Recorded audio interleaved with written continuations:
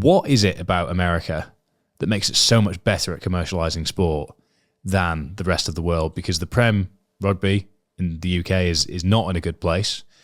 I know Ireland's in a slightly better place, but that's because homegrown talent and everything's kept quite close, and obviously the Irish Rugby Union are in a good place as a whole.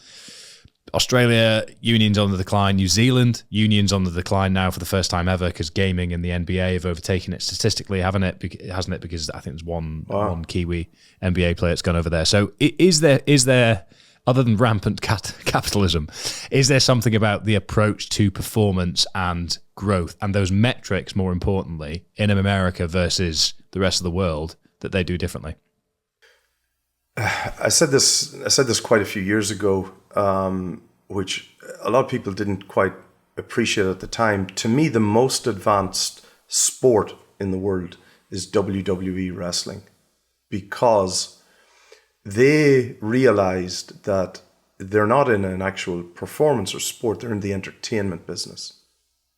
And so when you get to that elite level, for me, the sport flips from being about performance and health and wellness and all of that to becoming about entertainment. And that's what's about. Can you sell a story? So when you watch ESPN or Sky Sports, what percentage of the time is about the actual game, or it's about, league points or whatever, fines, that. So if you want to create a business and a brand, like you spoke about Wrexham, it's the entertainment value. Now, that's not a bad thing, but where it does become something, I think that I'm somewhat, I guess, somewhat concerned, is from a societal and a community perspective.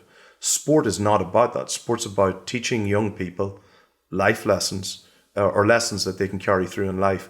And so it's just being able to separate that, I think, from a societal and a cultural perspective. And so, you talk about rugby in New Zealand and even rugby in Wales, for example. Really, you want to impact the kids. You want kids to play the sport so they can learn, lessons around resilience, around skill, teamwork, culture, all of those things. But at the elite end, if you will, it's entertainment. And their competition, as you alluded to, is not,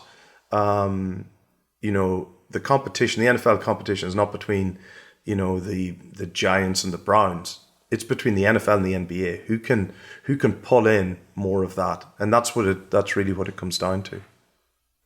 Fascinating way of looking at things. I guess the way things are in the UK rugby anyway is that the entertainment that comes from the players, like Finn Russell, I hope that the way that he plays 10 years downstream of that are going to be lots of absolute maverick 10s at the age of 13 years old.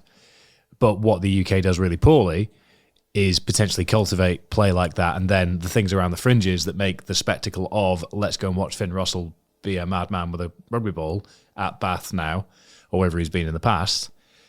All of that stuff doesn't have the same glitz and glamour that the NFL does, but I know that a lot of fans don't want that. But a lot of fans are also a little bit blissfully unaware that the game is crumbling around them, which is the challenge in and of itself. So I think the WWE point is fascinating because you're bang on. Essentially, it's not a sport on premise, but the commercialization of it creates an entertainment cycle that then allows the entertainment cycle to grow and grow and grow and grow.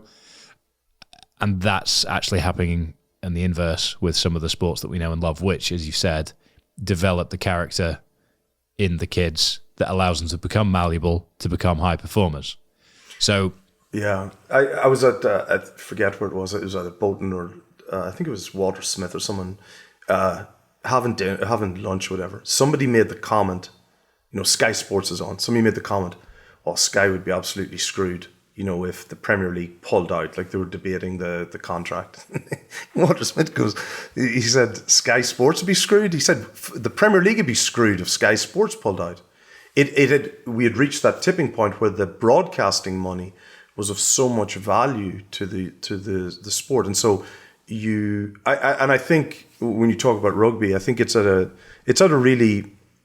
interesting challenge where You want to protect the game. Rugby's an amazing game, a really important game for the UK, for England, Wales, Scotland in particular. And but there also has to be a realization that the commercial aspect of it has to be balanced. Otherwise, there's no funding. If you've no funding, it's a not a vicious circle, but you need that money to promote the game, and you need storylines around it. You do need player engagement to help sell stories. People want to know. People want to feel part of it, and so that's how you ensure that the sport stays relevant to people.